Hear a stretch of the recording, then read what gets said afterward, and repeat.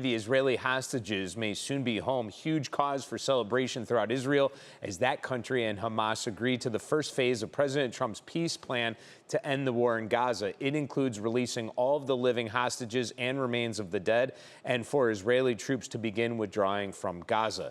That news bringing hope to Palestinians as well. Candace Hare joins us now in studio live with the latest. Hi, Candace.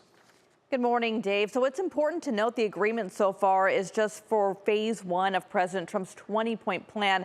But nearly 2 years to the day after the October 7th Hamas attacks that started the war, finally, there's real hope for peace. Celebrations in Israel as word spread of a deal to free the remaining hostages from Hamas captivity in Gaza, pause the fighting, and see Israel withdraw its troops to what President Trump called, quote, an agreed-upon line. He spoke overnight on Fox News about a conversation with Israel's prime minister. I said, Israel cannot fight the world, baby. They can't fight the world.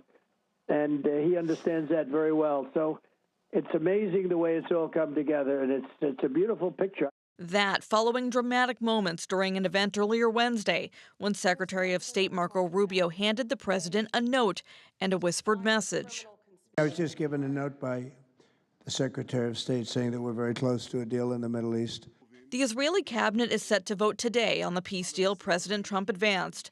Approval would trigger the pullback of Israeli forces, with hostages expected to be released on Monday, according to a senior White House official. What do you guys have to say to President Trump? Thank you!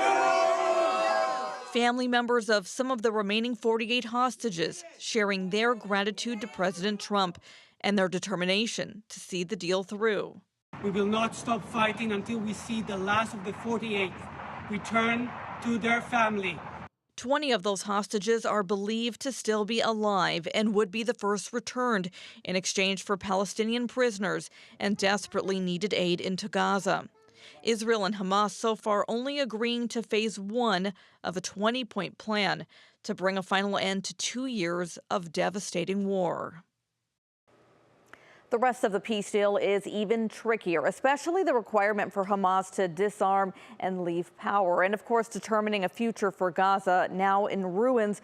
President Trump said he may travel to the Middle East as soon as this weekend with peace talks ongoing in Egypt. All right, Candace Hare live for us this morning. Candace, thank you.